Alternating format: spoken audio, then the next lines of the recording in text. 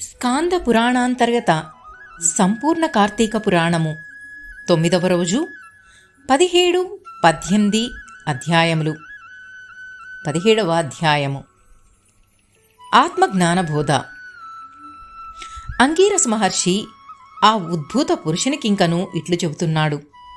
నాయనా, పూర్వమొకనాడు కైలాసములో పార్వతీదేవికి శివుడు చెప్పిన దానినే నేనిప్పుడు బోధిస్తున్నాను.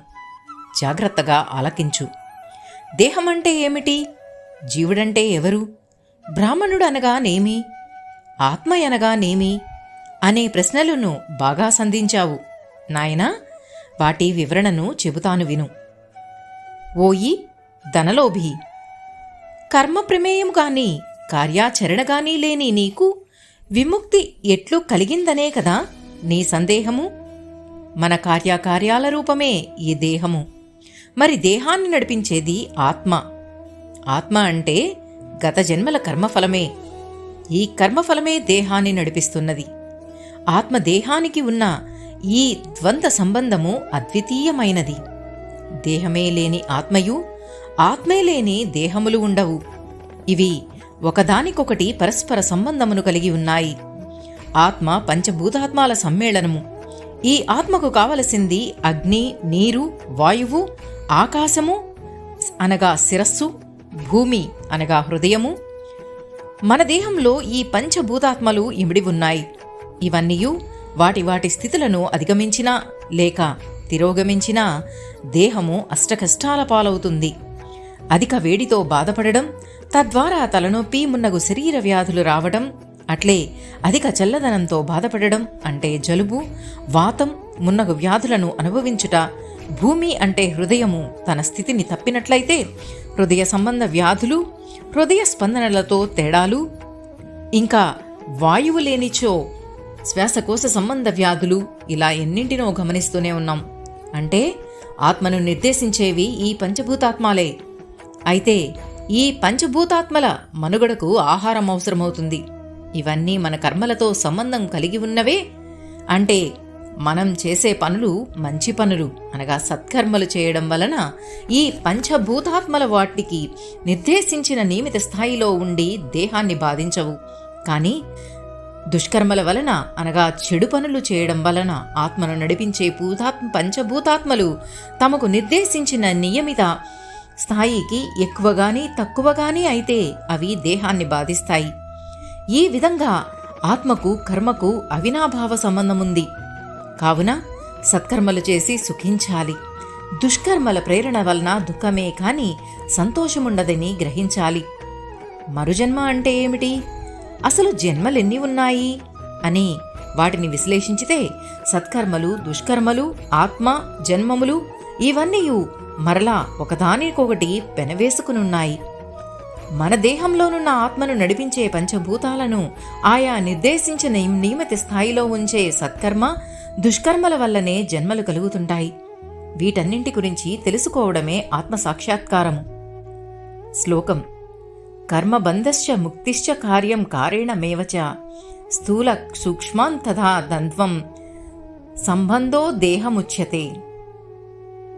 అంటే కర్మబంధానికి, ముక్తికి, కార్యకారణమునకు, స్థూల సూక్ష్మానికి గల ద్వంద్వ సంబంధమే దేహం మనబడుతోంది. అట్లే జీవుడంటే వేరెవరో కాదు, నేనెవరు అని ప్రశ్నించుకుంటే వచ్చే అహం బ్రహ్మస్మి అంటే నేనే బ్రహ్మను అనే సమాధానమే జీవుడు. స్వామి, అంగీరస మహర్షి, మీరు చెప్పినది నాకు అర్థం కావడం లేదు. ఒకవేళ నేను బ్రహ్మను అనుకోవడానికైనా అసలు బ్రహ్మ అంటే ఏమిటో తెలియాలి కదా. ఆ పదార్థ జ్ఞానము కూడా తెలియని నాకు మరింతగా వివరించి చెప్పమని ప్రార్థిస్తున్నానన్నాడు. అంతటా అంగీరసుడు, నాయనా, మన అంతఃకరణానికి, దాని వ్యాపారాలకి, బుద్ధికి సాక్షి రూపమైన సచ్చిదానంద రూపమే ఆత్మ. పంచభూతాత్మయం అయిన దేహము ఆత్మ కాదు. అవి ఆత్మను నడిపించేవి మాత్రమే. అట్లే కంటికి కనిపించని మనస్సు గాని, ఇంద్రియాలు కాని, అస్థిరమైన ప్రాణము గాని ఇవేవి ఆత్మ కాదు. అవి అన్నీయూ ఆత్మను ప్రేరేపించేవి మాత్రమే. కావున వీటి ప్రేరణతో పంచభూతాత్మలు, ఇంద్రియాలు, ప్రాణములు ప్రేరేపించబడుతున్నాయో ఆ ప్రేరణార్థకమైనదే ఆత్మ అని తెలుసుకో. అంటే ఇప్పుడు ఆత్మకొక రూపమున్నదా? లేదు. అది పంచభూతాత్మలచే నశింపబడదు. అన్నింటికీ అతీతమైన ఆ ప్రేరణ శక్తియే ఆత్మ అని తెలుసుకో. స్థూలంగా నేనే ఆ పదార్థమునై ఉన్నానని గ్రహించుకో. తాను అన్నింటినీ ఆకర్షిస్తూ తాను దేహానికి ఆకర్షించబడని అయస్కాంతము వలె ఆత్మ అన్నిటినీ ఆకర్షిస్తుంది. కానీ అది వేటికి ఆకర్షింపబడదు.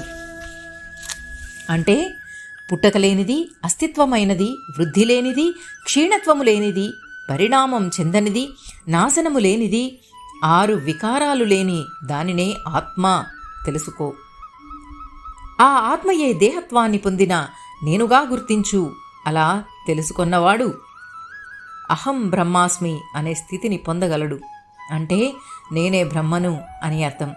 నాకంటే అతీతమైనదేదీ లేదని తెలుసుకోవాలి. నేను వేరు, నీవు వేరు అనే తారతమ్యాలు ఉద్భవించవు. కారణం నీలోనూ నాలోనూ ఉండేది ఆత్మయే.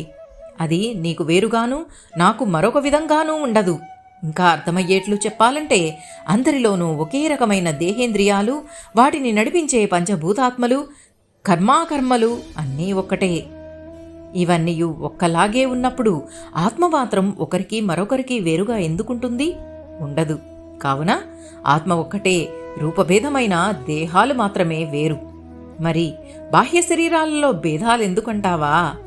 ద్రవము ఎందులో పోస్తే అందులో దాని రూపాన్ని సంతరించుకుంటుంది. గిన్నెలో పోస్తే గిన్నె ఆకారము, పారదర్శక ఆకారంలో పోస్తే దాని ఆకారమును సంతరించుకున్నట్లే దేహంలో ఉండే ఆత్మ తన పదార్థ జ్ఞానాన్ని బట్టి ఆయా ఆకారాలను సంతరించుకుంటుంది.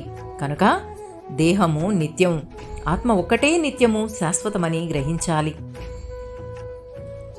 దేహేంద్రియ మన ప్రాణాలన్నీయు ఆత్మచే ప్రేరేపించబడుతున్నాయి. ప్రేరణార్థక పదార్థమైన ఆత్మకు చావు పుట్టుకలుండవు. అది నిర్వికారమై ఉంటుంది. అది నిద్ర, జాగ్రత్తావస్థ, స్వప్నాదులను వాటి ఆద్యంతాలను గ్రహించగలదు. నిద్రిస్తున్నా లేక నిద్రావస్థలో ఉన్న ఆత్మ ప్రేరణయే వాటికి మూలము. కావున ఆ ఆత్మ పదార్థము నేనై ఉన్నానని తెలుసుకో. త్వమేవాహం బ్రహ్మ అంటే ఆ ఆత్మగాయున్న నేనే బ్రహ్మమునై ఉన్నానని గ్రహించు. ఈ ఆత్మ అనూహ్యమైనది, అగోచరమైనది. ప్రేమైక ఆకారముగానున్న ఆత్మ పదార్థము నేనై ఉన్నానని తెలుసుకోవాలి. ఈ ఆత్మ దేహేంద్రియ మన ప్రాణాహంకారాల కంటే విభిన్నమైనదనియు షడ్వికారాలు లేనిదిగా తెలుసుకోవాలి. అదే ఆత్మ. వివేక, విజ్ఞాన, వ్యామోహాల కారణంగానే పాపపుణ్యాలు సంప్రాప్తమవుతున్నాయి. వీటి ఫలితంగానే జీవుడు అనుభవిస్తున్నాడు. కర్మ లేకుండాటయే ముక్తి, సర్వసాక్షియే నిశ్చయమని గ్రహించు. షడ్వికారములు లేనిదే పరమాత్మగా భావించు. కష్ట నష్టాలకు, సుఖ సంతోషాలకు, దుఃఖానందాలకు అతీతమైనదే పరమాత్మ అని, అదే శాశ్వతమని, పరిపూర్ణమైనదని గ్రహించు. అవతార పురుష, దేనినైతే సర్వజ్ఞం, వరేశం, సంపూర్ణ శక్తిమంతంగా వేదాలు కీర్తిస్తున్నాయో ఆ బ్రహ్మను నేనే అని గుర్తించు. దేనివలన సర్వజ్ఞాని కాగలమో అదే ఆత్మ. అదే నీవుగా, నేనుగా ఉంటుంది. తదును విషయాది వాక్యాల చేత జీవాత్మ రూపంలో జాగ్రత్త వేషము, వాటి నియంత్రత్వము, వాటి కర్మ ఫలప్రదత్వము, సర్వజీవుల కారణ కర్తృత్వము ఇవన్నీ దేనికైతే చెప్పబడుతున్నాయో అదే బ్రహ్మగా తెలుసుకో. తత్వమసి, తత్ అనగా బ్రహ్మ అని అర్థం. అదే ఆత్మ కదా. త్వం అంటే నువ్వు అనగా పరబ్రహ్మగా అర్థం చేసుకో. అహం బ్రహ్మాస్మి అంటే నేను బ్రహ్మను అనేది అర్థమయ్యే వరకు శ్రమదమాది సాధనా సంపత్తితో శ్రవణ మననాదికాలను ఆచరించాలి. శృతి వల్లనో గురు కటాక్షం వలనో తదాత్మబోధ స్థిరపడిన నాడు ముక్తిని లేక మోక్షాన్ని తెలుసుకోగలవు. అప్పుడు సంసార బంధం నుండి వేరుండగలవు. అటు పిమ్మట ప్రారబ్ధ కర్మను అనుభవించి అది కూడా పోయిన నాడు మోక్షాన్ని గ్రహించగలవు. బంధాలకు బంధింపబడేవి ఫలవాంఛిత కర్మలు. ఫల పరిత్యాగ కర్మలు మాత్రమే ముక్తినిచ్చేవని తెలుసుకో అంటూ అంగీరసుడు విశదీకరించాడు. 17వ అధ్యాయము సమాప్తము. 18వ అధ్యాయము. అంగీరసుడు చతుర్మాస వ్రతం గురించి వివరించుట. అంగీరసుడు చెప్పినదంతా విన్న ఉద్భూత పురుషుడు, మహర్షి, కర్మాకర్మలు అంటున్నారు, అసలు కర్మయోగం అంటే ఏమిటో వివరించమని ప్రార్థిస్తున్నానన్నాడు. అంతటా అంగీకరసుడిట్లు నుడుగుతున్నాడు. నాయనా, మంచి ప్రశ్నే వేశావు, చెబుతాను విను. కష్టసుఖాలు, లాభనష్టాలు, మంచి చెడులు, సుఖదుఖాలనే ఈ ద్వంద్వాలన్నీ దేహానికే, అన్నింటికీ అతీతమైన ఆత్మకు ఉండదు. ఓయి, దేహమును కలిగినవాడు కర్మలను అనుష్ఠిస్తాడు. సత్కర్మలను ఆచరించి ఫలితమును పరమేశ్వరార్పితము చేయుటయే జ్ఞానము. వర్ణాశ్రమ విధులైన స్నాన సౌధకర్మలను చేయాలి. సూర్యోదయ కాలంలో స్నానం చేయాలి.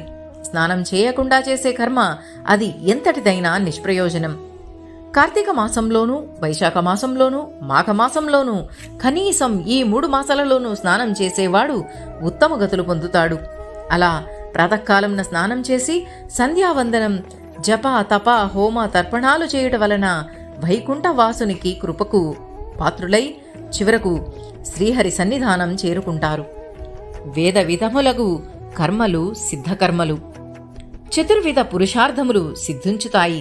గంగా, గోదావరి, కావేరీ నదులకు సరితూగు నదులు, బ్రాహ్మణులతో సరితూగు జాతి, ధర్మముతో సరితూగు నీతి, కంటి వెలుగును మించిన వెలుగు, కార్తీకముతో సమానమగు పుణ్యకాలం, దామోదరునితో సమానమగు దైవమే లేడని గుర్తు కలిగి మలుగుటయే విద్యుక్త విధి. ఈ ధర్మ సూక్ష్మాన్ని గ్రహించి స్నాన సంధ్యాదులు నొనర్చిన వారు ధరించి తీరతారు. వీరికి 1,000,000 యాగములు చేసిన ఫలితము ప్రాప్తించును. ఓయి పునీత పురుష, శ్రీ మహావిష్ణువు ఆషాఢ శుద్ధ దశమి నుండి లక్ష్మీ సమేతుడై పాల సముద్రంలో శేషతల్పంపై శయనిస్తాడు. కార్తీక శుద్ధ ద్వాదశి నాడు నిద్రలేస్తాడు. ఈ 4 మాసాల కాలాన్ని చతుర్మాసం అంటారు. ఈ 4 నెలలు హరిధ్యానము, పూజలు చేయు మాత్రమే చతుర్మాస వ్రతం అనబడుతుంది. ఈ చతుర్మాస కాలంలో శ్రీహరి ప్రీతికై చేయు స్నాన, జప, దాన, జపసత్కారాలు సత్ఫలితాన్ని కలుగజేస్తాయి. ఈ సంగతి నేను మహావిష్ణువు వల్ల తెలుసుకున్నాను. ఆ వివరాలను తెలియజెబుతున్నాను విను అని అంగీరసుడు అక్కడ గల వారందరికీ చతుర్మాస వ్రతం గురించి, దానిని శ్రీహరిని ఉద్దేశించిన సందర్భాన్ని, ఫలితాన్ని సవివరంగా వివరించాడు. 18వ అధ్యాయము సమాప్తము. ఓం నమః శివాయ.